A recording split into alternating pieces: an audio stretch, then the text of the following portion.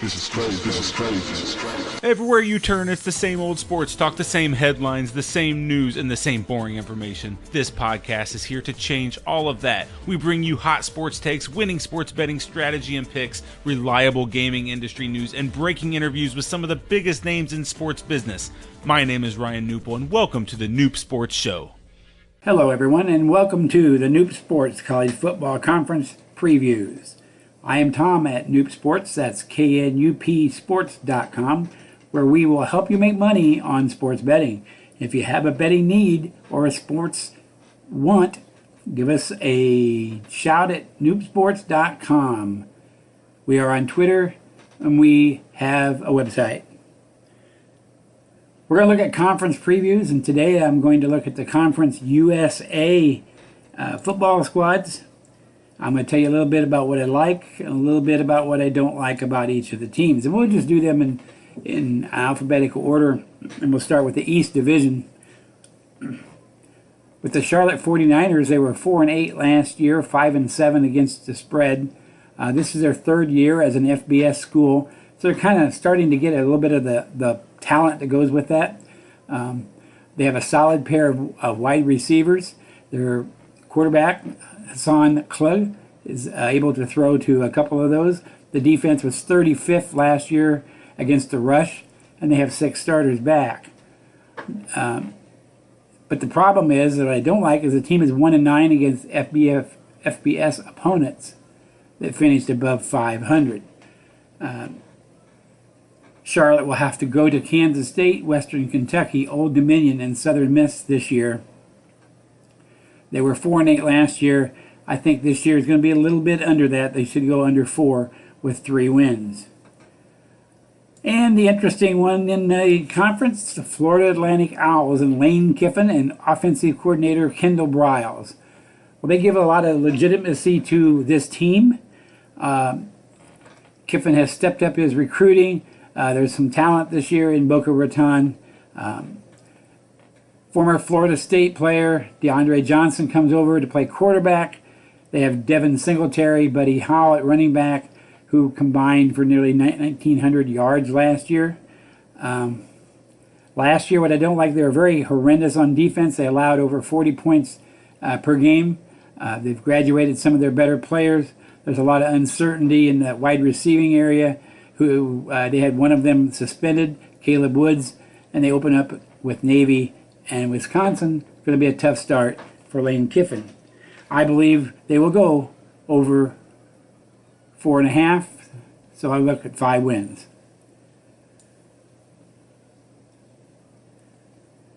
The FIU Panthers, Butch Davis takes over as the head coach, and he's asking his quarterback Alex McGough to cut down on turnovers.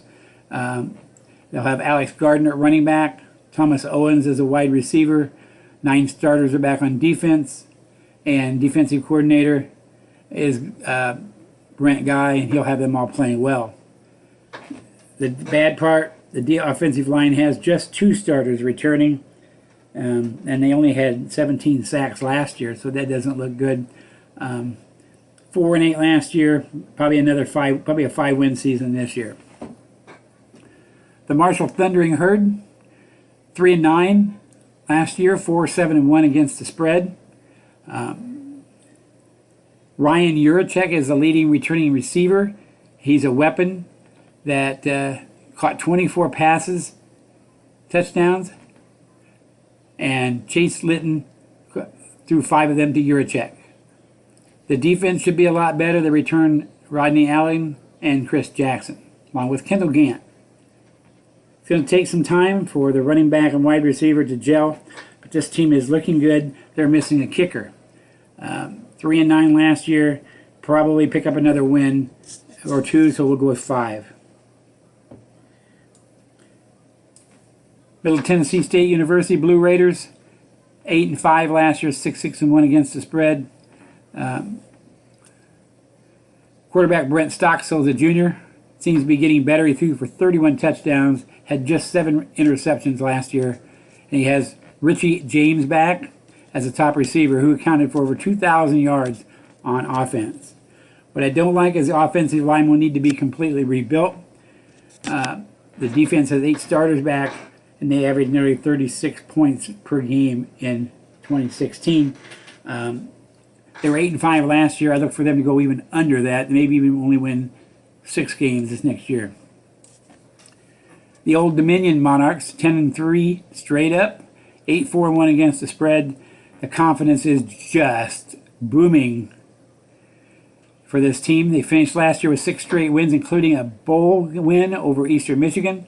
They have 15 returning starters. They have Ray Lowry, Jeremy Cox running backs. The head coach is Bobby Wilder, and he looks to keep the things going on offense. Probably the biggest question mark is the quarterback. Blake LaRussa is one of the candidates. He's only thrown 24 passes in college. Linebacker is really young. They play North Carolina and Virginia Tech in the out-of-conference schedule. 10-3 last year, probably only 7 wins this year. Western Kentucky Hilltoppers.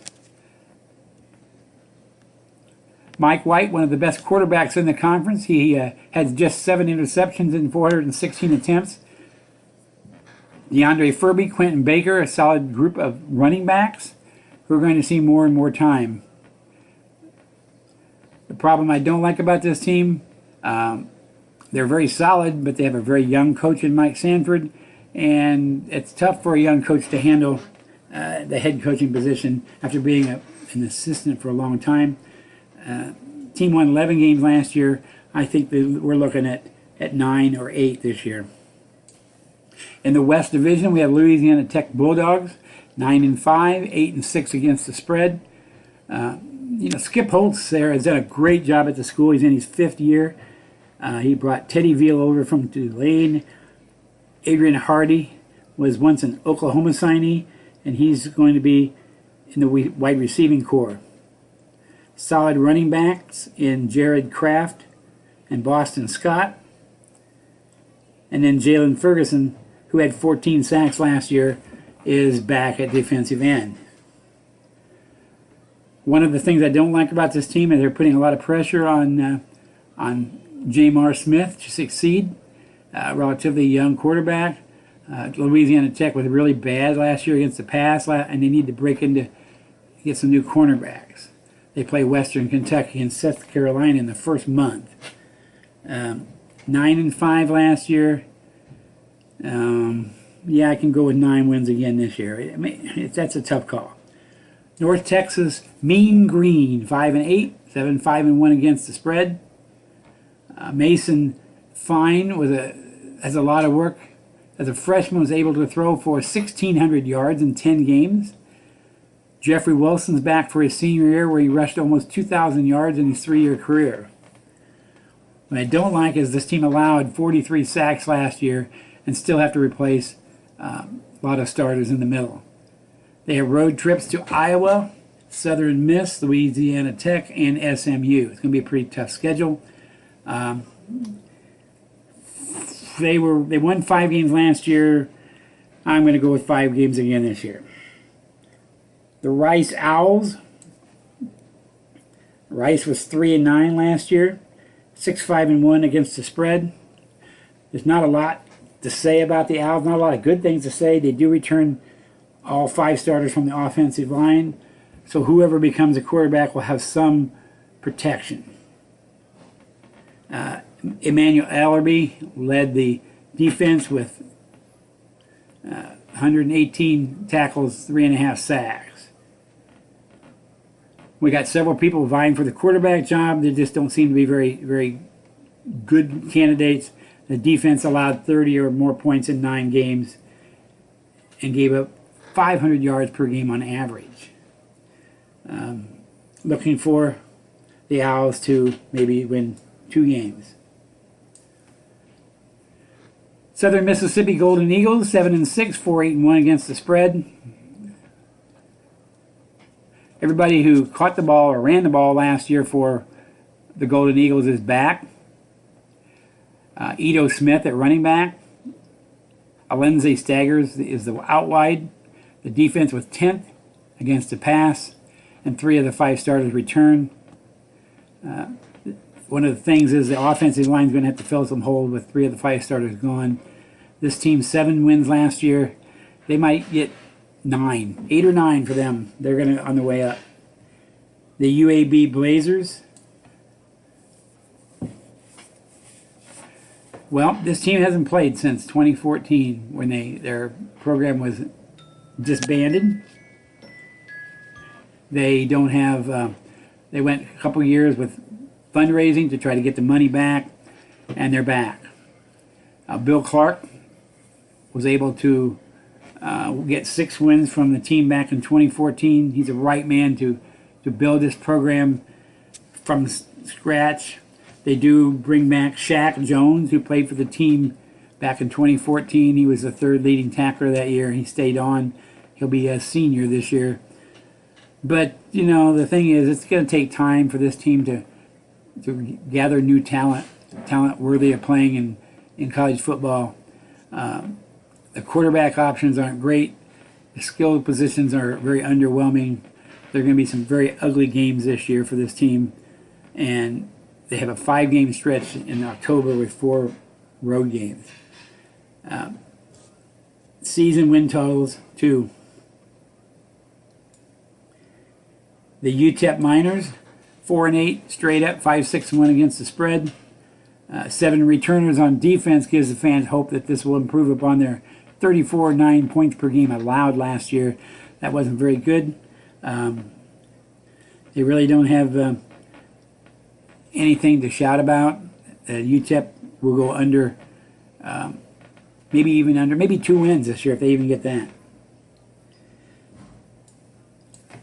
University of Texas San Antonio Roadrunners, 6-7 straight up, 7-6 against the spread.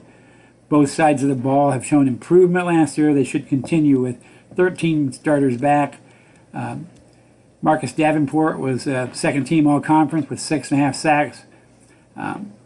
They avoid both Western Kentucky and Middle Tennessee on the schedule, but they could use some improvement at kicker, where they don't have anybody who can kick 40 yards.